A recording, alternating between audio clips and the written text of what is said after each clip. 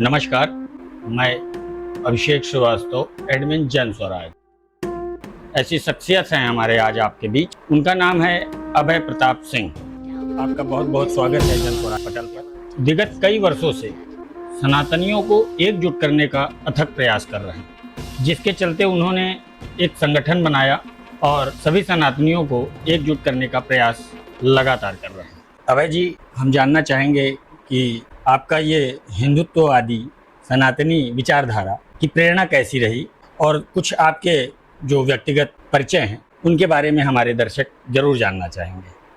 सर्वप्रथम तो मैं आपको बहुत बहुत धन्यवाद करता हूँ शेख भाई साहब। आपको धन्यवाद के साथ साथ आपको बहुत बहुत बधाई और शुभकामनाएं देना चाहता हूँ कि आपके मन में ये विचार आया जन स्वराज जी। इसके लिए मैं आपको बहुत बहुत बधाई देना चाहता हूँ। और एक बात मैं कहना चाहता हूँ, गांव में हमारी एक कहावत थी, लीक लीक तीनों चले कायर कूप सपूत, और बिन लीक तीनों चले शायर सिंह और पूत। आपने यहाँ से उठ के आम जनमानस के विषय में सोचा, आपके मन में ऐसी जिज्ञासा हुई, विचार आया और आप उसको पटल पे लेके आए, जिसके लिए मैं शुभकामनाएं देता हूँ कि आपका जन स्वराज समूचे देश में जन जन तक पहुंचे, आप जन जन की आवाज बने। बहुत बहुत धन्यवाद अभय जी। हम लोग जिस विषय को लेकर आज साक्षात्कार करने बैठे हैं जी, तो इस दिशा में हमारा जो पहला प्रश्न कुछ इस प्रकार से है। अभय जी, सबसे पहले इस संगठन की स्थापना का मुख्य उद्देश्य क्या रहा है? ये विचार कैसे आपके मन में आया? मैं जन स्वराज के समस्त श्रोताओं को सादर प्रणाम करता हूं और मेरा नाम सनातनी अभय प्रताप सिंह है।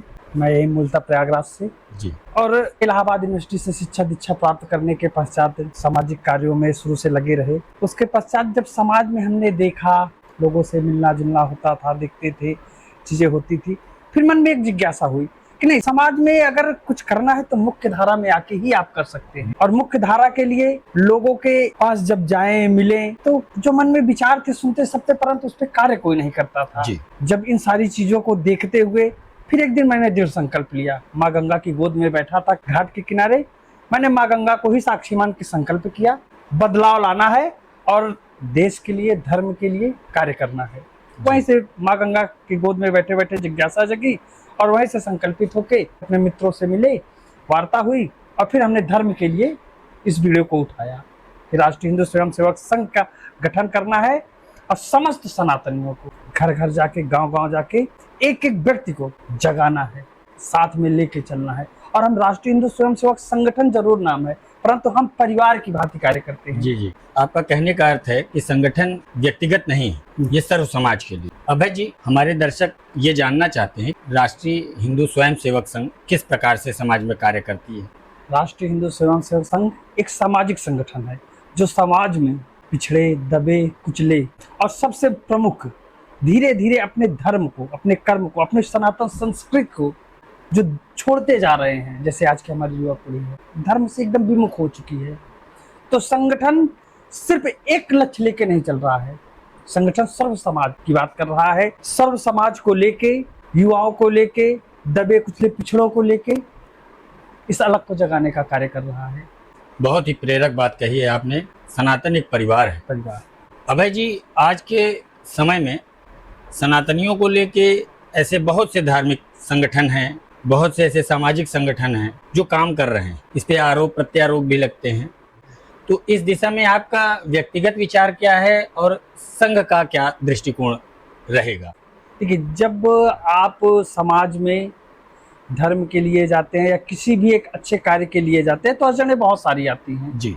आप उन अड़चनों को, जो भी हैं रुले आ रहे हैं, उन अड़चनों को बिल्कुल उधर ध्यान न देते हुए सिर्फ आपको अपना लक्ष्य दिखाई देना चाहिए। किसी भी कार्य को करने के लिए बहुत सारे समस्याओं का सामना आपको करना पड़ेगा, परंतु उससे हम विमुख नहीं हो सकते हैं, अपने लक्ष्य को नहीं भूल सकते हैं, अपने मार्ग पे निरंतर प्रशस्त होके कार्य करते रहेंगे। और बिल्कुल संगठन में बहुत सारी चीजें होती हैं निरंतर आपको देखने को, सामाजिक रूप में जब समाज में हम लोग कार्य करने के लिए उतरते हैं, धर्म के ठेकेदार के नाम से और तरह तरह के वक्तव्यों को सुनने को मिलता है, लोग छीटाकशी करते हैं, परंतु नहीं, हम तो उन सभी को अपना मानते हैं जो संगठन के लिए किसी रूप में, मैं सिर्फ उनको अपना पदाधिकारी भाई साहब नहीं मानता हूं कि जो संगठन में रह के कार्य कर रहे हैं, मैं उनको भी अपना पदाधिकारी मानता हूं जो संगठन से कोई लेना देना नहीं है, सिर्फ उनके मन में कहीं ना कहीं एक संगठन के नाम से एक विचार है कि राष्ट्रीय हिंदू स्वयंसेवक संघ कोई संगठन है।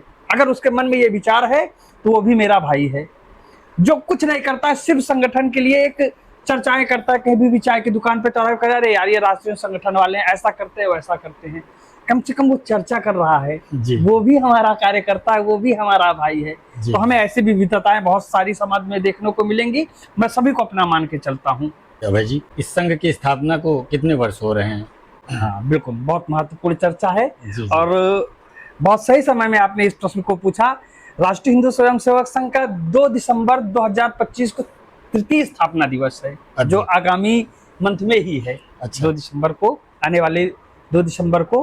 और ये 2 दिसंबर 2025 है, ये बहुत अद्भुत होने वाला है राष्ट्रीय हिंदू स्वयंसेवक संघ के लिए, इसलिए कि समूचे देश से पदाधिकारी कार्यकर्ता इस बार बहुत बड़े संख्या में आ रहे हैं।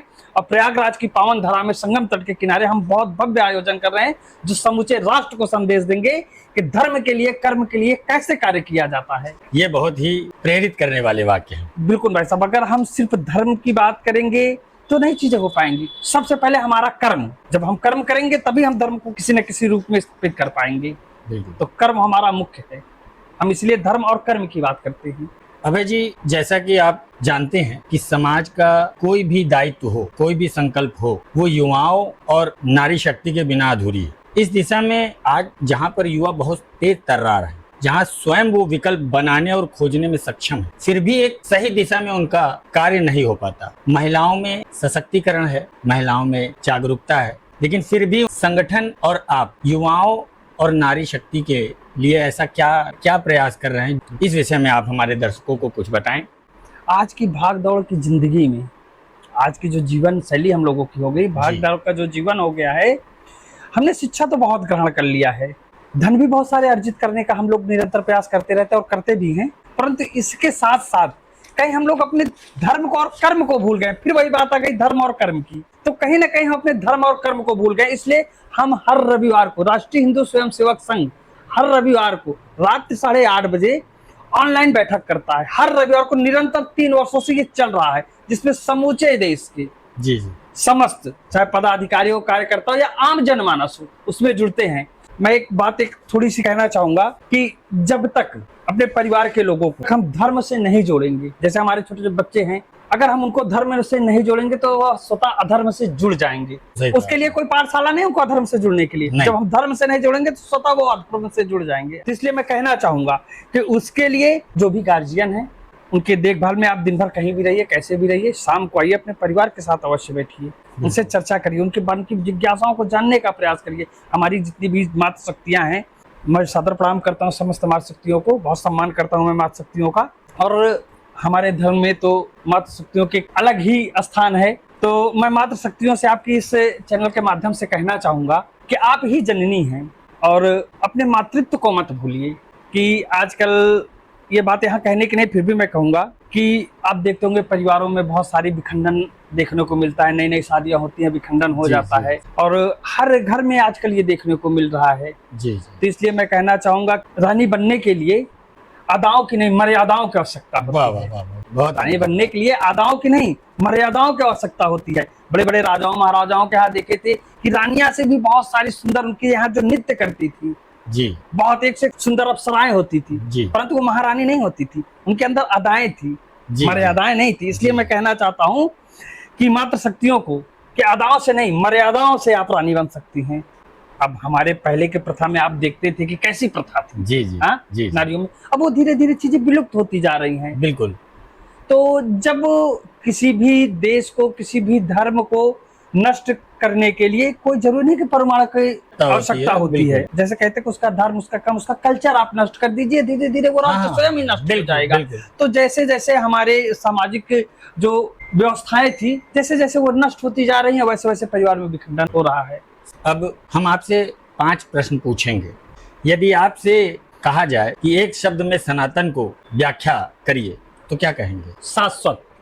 सनातन ही एक ऐसा जो शाश्वत है, युगों युगों से जो चला आ रहा है, इसके आगे शाश्वत में सब कुछ आ गया। बढ़िया। वो एक व्यक्ति का नाम बताएं जिनसे आप प्रेरित होते हैं। पूज्य स्वामी विवेकानंद जी, बहुत प्रभावित हूँ। और हर युवा को उनकी जीवन को पढ़ना चाहिए, उनके सफर को पढ़ना चाहिए, अवश्य उनकी किताबें, उनके जीवन शैली को पढ़ना चाहिए कि विवेकानंद क्या थे, कहाँ से कहाँ, बिल्कुल। आज हमारे पास कितनी सुख सुविधाएं पढ़ने के लिए क्या थी, उनके पास क्या व्यवस्थाएं थी। और यहाँ नहीं, समूचे विश्व में जी। उन्होंने पताका, धर्म का और देश का पताका लहराया है। बिल्कुल। तो उनसे बड़ा प्रेरणा स्रोत मेरे लिए कोई नहीं है। मैं पूज्य विवेकानंद स्वामी जी को ही अपना प्रेरणा स्रोत मानता बहुत हूं। बढ़िया। यदि आपको अवसर मिले जी, तो 1 मिनट में भारतवासियों को क्या संदेश देना चाहेंगे? यही कहना चाहूंगा कि हमारा भारत जो देश है वो युवाओं का देश कहा जाता है। जी। ये सब सर्वप्रथम यही नाम आता है कि युवाओं का देश है। बस मैं सभी को एक ही बात कहूंगा, उठो, जागो और तब तक मत रुको जब तक अपने लक्ष्य को ना प्राप्त कर लो। युवाओं के लिए एक मूल मंत्र जो आप बताना चाहें? हर युवा के अंदर एक अवधारणा अवश्य होनी चाहिए। सर्वप्रथम राष्ट्र सेवा, दूसरा समर्पण और तीसरा जो है अनुशासन। अगर व्यक्ति के अंदर ये 3 चीजें आ जाएं, जी। फिर क्या पूछना है। बहुत बढ़िया। एक अंतिम सवाल, जी आने वाले 10 वर्षों में जी भारत को आप किस दृष्टि से देखना चाहेंगे? वैसा बहुत ही महत्वपूर्ण प्रश्न आपने पूछा है लास्ट। और 10 वर्षों में नहीं, मैं तो ये कहूंगा कि सोते जागते उठते बैठते जी। हर पल सिर्फ मेरा एक ही सपना है, अखंड हिंदू राष्ट्र। आपके विचारों ने न केवल ज्ञान दिया बल्कि श्रोताओं में एक फिर से प्राण फूंकने का काम किया है। हम जन स्वराज परिवार यही कामना करते हैं कि आपका यह मिशन, यह लक्ष्य पूर्ण हो। आपका प्रयास सनातनियों को एकजुट करने का, उन्हें सशक्त बनाने का, इस दिशा में मील का पत्थर साबित हो। आपको बहुत बहुत धन्यवाद। बहुत बहुत धन्यवाद। जाते जाते मैं आपके इस चैनल के माध्यम से मैं समस्त सनातनियों को एक बात कहना चाहूंगा। जी।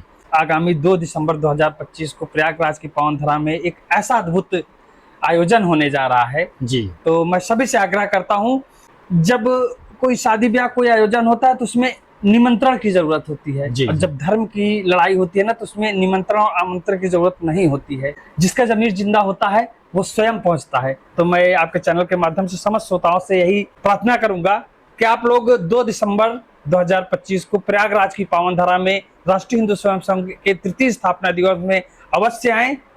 बस बहुत बहुत धन्यवाद। कि समस्त श्रोताओं को सादर प्रणाम, धन्यवाद ज्ञापित करता हूं। और आपके साथ आज मुझे ब्रॉडकास्ट करने का ये अवसर जो प्राप्त हुआ है, इसके लिए मैं आपको हृदय तल के असीम गहराइयों से पुनः धन्यवाद ज्ञापित करता हूं।